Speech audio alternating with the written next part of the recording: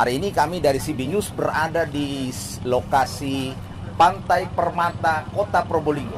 Probolinggo memang luar biasa, punya potensi wisata lokal yang perlu dikembangkan, dan ini bisa menjadi sebuah destinasi wisata lokal yang dimana apalagi di saat tengah-tengah pandemi COVID seperti kayak begini, masyarakat Probolinggo tentunya dengan penyekatan-penyekatan dan pembatasan-pembatasan bisa memanfaatkan liburannya di destinasi wisata. Patut dikunjungi oleh warga Probolinggo dan sekitarnya untuk berwisata, tentunya destinasi wisata. Kebetulan hari ini sudah ada di Pantai Permata Kota Probolinggo, ada Kepala Dinas Pariwisata, saudara. Selamat siang, Bapak. Selamat siang. Woi, Bapak Kepala Dinas Pariwisata ya? Kepemudaan, Olahraga dan Pariwisata. Oh. Dinas Kepemudaan, Olahraga dan Pariwisata. Pak Budi Kris ya? Pak Budi Kris ini sejak dulu ini kok ahli di bidang kelola hutan dan alam ini kayaknya ya. Pak, Pantai Permata ini kok saya baru kali ini ada di Pantai Permata. Ini luar biasa ini, Pak. Ini luar biasa. Ini menurut CB News kami bisa mengangkatnya menjadi sebuah destinasi wisata lokal yang patut kita publikasikan, dan warga Probolinggo dan sekitarnya sampai bahkan tapal kuda ya, tidak menutup kemungkinan untuk bisa membuat satu pesona wisata lokal yang namanya Pantai Permata. Bapak punya terobosan apa ini tentang Pantai Permata ini? Ya, terima kasih Mas Lohi, Mas Muhammad. Jadi kesempatan yang sangat luar biasa, sangat berharga. Jikalau pada siang hari ini saya dari Dinas Kepemudaan Olahraga Pariwisata berkesempatan bisa bertemu dengan CB News. Perlu saya sampaikan terlebih dulu bahwa keberadaan Pantai Permata Pilang ini, jadi keberadaannya di Kelurahan Pilang, ini berawal dari terjadinya erupsi Gunung Bromo. Erupsi Gunung Bromo di tahun 2010 yang cukup membawa berbagai perubahan-perubahan di Kota Probolinggo ini. Ya, bagaimana pasir, ya, luapan pasir juga menerpa Kota Probolinggo, terutama di jalur sungai, dan tidak terlewati termasuk Afur Pilang ini. Nah, ini Afur Pilang sungai kena erupsi Gunung Bromo, dan kurang lebih sekian ya 20 hektar tanaman bako ikut ya, jadi ikut tertimbun ya, kena bencana erupsi Gunung Bromo itu tahun 2010. Kemudian yang secara alami terjadi, di samping memusnahkan sebagian tanaman bako, justru ada hamparan baru, hamparan pasir dari erupsi Gunung Bromo ini tahun 2010. Pada saat itu saya di Bapeda, saya berpikir dengan teman-teman, kira-kira kawasan erupsi Gunung Bromo ini mau diapakan ini ke depannya ini. Nah, mulai ada pemikiran-pemikiran ya, bagaimana recovery, pemulihan kawasan yang kena bencana erupsi Gunung Bromo, tanaman bako yang hilang, musnah, mati dan sebagainya. Kemudian terus berjalannya waktu, kita coba untuk bersama-sama dengan kelompok-kelompok masyarakat ya. Kemudian difasilitasi beberapa OPD terkait. Pada saat itu Dinas Pertanian, ada Dinas Perikanan, ada Dinas Lingkungan Hidup ya. Bagaimana berupaya untuk melakukan recovery ini. Ya. Perkembangannya mulailah ditanami tanaman mangrove kembali, tanaman bako dengan cara bakti sosial, siswa-siswa SMA dan sebagainya. Kemudian menanami cemara tahun 2015 ya. Cemara ya, sekarang tahun 2021 kurang lebih 5-6 tahun sudah menjadi hutan cemara ini. Ini gerakan kebersamaan ya. Jadi libatkan masyarakat ini dan ya? Masyarakat, kelompok masyarakat pengawas dan juga kelompok tani, dan juga sekarang berkembang dengan kelompok sadar wisata. Ini perjalanannya, dan pemerintah kota punya komitmen bagaimana pengelolaan Pantai Permata Pilang ini bisa dikelola dengan berbasis masyarakat. Wow. Kita bisa jalan-jalan ke sana, Pak? Ya. Mari saudara, kita bisa menikmati Pantai Permata.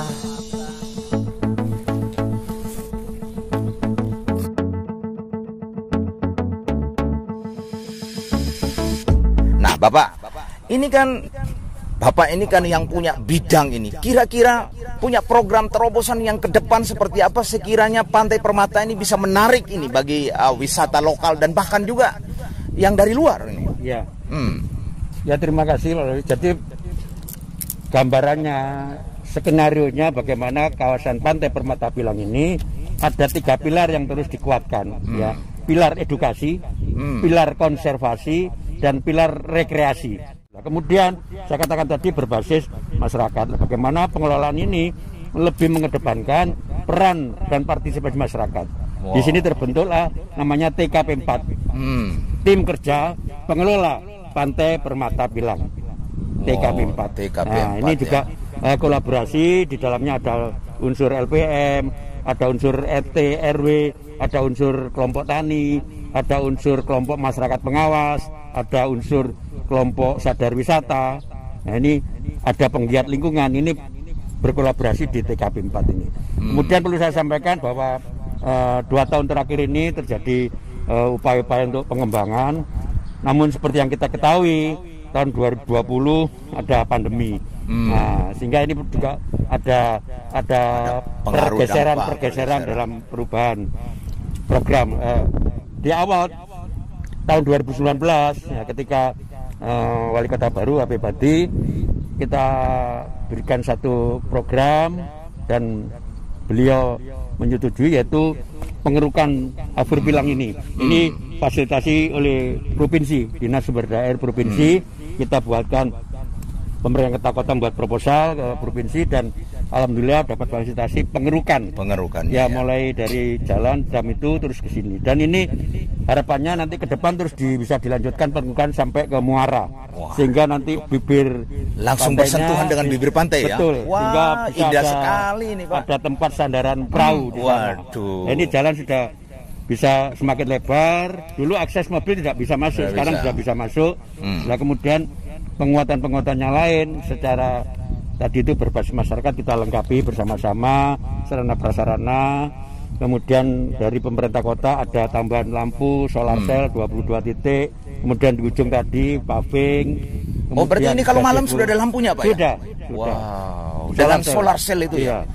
Kemudian secara bertahap pemerintah kota juga mencoba untuk menyediakan musola, walaupun masih kecil. Kemudian nanti juga MCK portable, jadi WC portable. Jadi sesuai dengan kemampuan yang ada, karena kita pahami ada refocusing, ada pandemi, kita coba sesuaikan penambahan sarana prasarana di Pantai Permata Pilang. Tapi yang penting juga kita sudah lakukan penguatan sumber dayanya.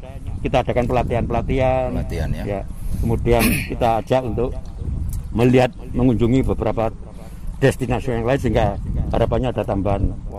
Kemudian wali kota juga berkesempatan mengajak seluruh mass media untuk bisa gathering di sini di kawasan Pantai Permata ini. Kemudian juga ngajak beberapa pihak termasuk seluruh PD untuk kemah di sini.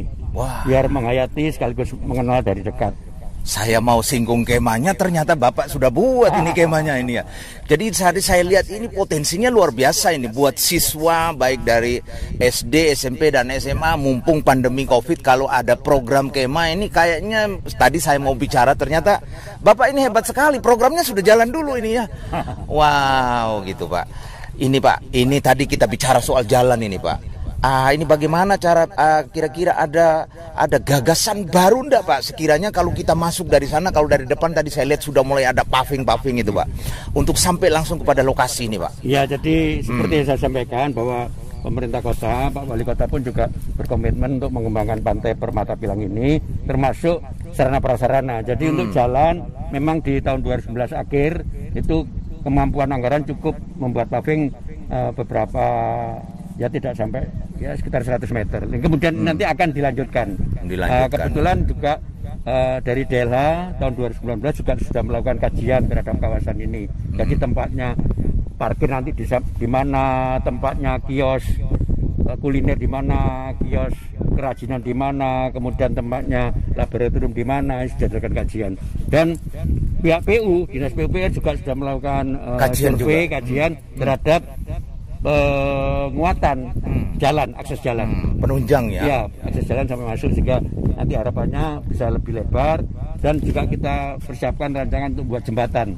Nah, jembatan nanti juga mungkin bisa kolaborasi dengan JSR, sehingga pengunjung dari sisi timur bisa ke barat dan sebagainya. Artinya nih ke depan ini bisa sampai dikembangkan sampai dengan wisata baharinya juga nih kayaknya. Betul, karena ya. bersentuhan. Jadi termasuk rancangan paketnya itu adalah berwisata menikmati hutan mangrove. Hutan mangrove-nya dan akhirnya baharinya ya. Ya, bahari sekaligus menikmati sunsetnya, sunrise-nya di pantai. Tuh saudara, sekaligus kalau malam juga wisata kunang-kunang. Barangkali masuk hutan mangrove melihat kunang-kunang. Wah, Bapak idenya luar biasa sekali nih Bapak ini tentang Probolinggo ini ya. Nah, ini kan bersama dengan masyarakat. Bersama dengan Ide masyarakat ya. Cuma luar biasa nih idenya ini, mengangkat bagaimana membuat sebuah destinasi wisata lokal yang punya potensi luar biasa ini, Pak. Kira-kira Pak, kalau masyarakat mau tanya kira-kira Pantai Permata ini program yang terobosan ke depan Bapak kira-kira kapan mau direalisasikan meskipun cuma bertahap itu. Ya, jadi seperti yang saya sampaikan tadi bahwa pengembangan Pantai Permata Pilang ini juga mereferensi, merujuk hasil kajian. Nah, di samping hasil kajian kita juga melihat perkembangan minat masyarakat, ya, minat masyarakat. Kemudian kita juga akan lihat juga potensi-potensi budaya yang ada di kawasan sini. Misalnya suatu saat kita akan gelar festival tebalan. Jadi mencari tebalan kemudian kita festivalkan, masaknya seperti apa. Festival kerang. Kemudian di sepanjang sungai ini kita mungkin adakan bisa festival mancing belanak. Wah, ini ya, double bapaknya ini mancing belanak, anak-anaknya kita adakan lomba mewarnai. Ibunya lomba memasak kerang. Jadi bisa terintegrasi di sini. Lomba festival layang-layang. Jadi rangkaian ini bisa dikemas beberapa event. Jadi berbicara pariwisata paling nggak kan dua hal. Satu tentang tempat, bagaimana punya daya tarik dikunjungi oleh wisatawan. Kemudian event. Nah, satu pilar event ini bagaimana event apa saja ketika itu digelar mendorong orang lain untuk melihat. Jadi misalnya dinas pendidikan punya event, nah ditempatkan di sini. Nah, ini kan termasuk paduan event dan juga tempat. Sekaligus edukasi ya. Edukasi. Seperti kemarin Badan Penanggulangan Bencana Daerah pembentukan forum pengurangan risiko bencana. Nah, itu kebetulan dihadiri oleh dari provinsi dan juga dari BNPB, itu ditempatkan di sini. Jadi mereka juga sekaligus mengenal Pantai Permata Pilang. Saya sampaikan pada semua elemen, kita coba menangkap program nasional Bromo Tengger Semeru ini. Ketika wisatawan beramai-ramai ke Bromo Tengger Semeru, tapi bagaimana juga mengingat salah satu kawasan dampak erupsi Gunung Bromo. Barangkali juga bisa melihat di sini. Gitu. Kalau sudah ke puncak, jangan lupa ke pesisir. Kalau di sana ada jazz gunung, kita coba rancang jadi jazz pantai.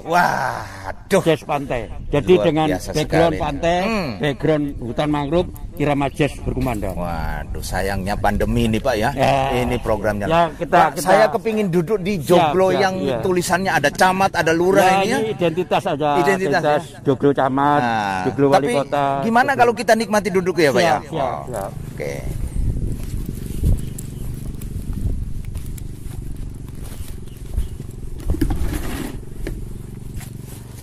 Ini kita sambil lalu ngopi nih ya.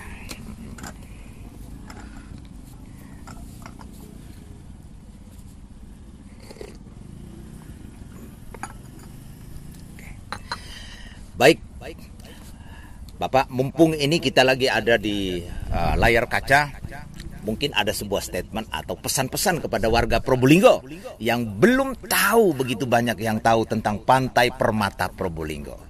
Mari saudara, kita mendengarkan langsung statement langsung dari Kepala Dinas yang membidangi pariwisata di Kota Probolinggo bersama Pak Budi Kris.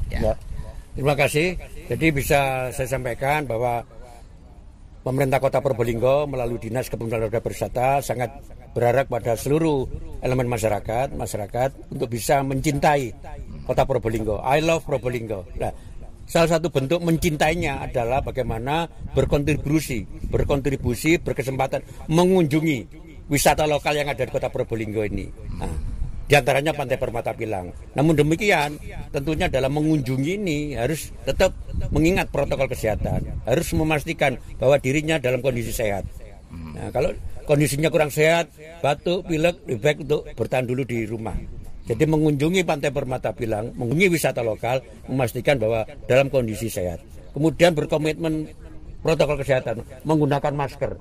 Kemudian terus menjaga jarak, menghindari kerumunan. Kemudian mencuci tangan dengan air mengalir pakai sabun. Nah, ini kiat-kiat bagaimana berwisata aman dan sehat. Nah, demikian pula harapannya tetap pengelola juga berkomitmen. Ya, dengan telaten mengingatkan pengunjung, pengelolanya pun juga memberikan teladan, menggunakan masker, kemudian juga menyediakan tempat pencuci tangan dan sebagainya. Saya percaya bahwa ketika berwisata sehat, aman dan sehat berwisata, semua menerapkan protokol kesehatan dan memperhatikan kebijakan-kebijakan ketentuan pemerintah, saya pikir sektor real perekonomian di Kota Probolinggo akan melihat melalui sektor pariwisata. Ya, jadi sekali lagi silakan mengunjungi dan silakan memperhatikan himbauan-himbauan ketentuan pemerintah.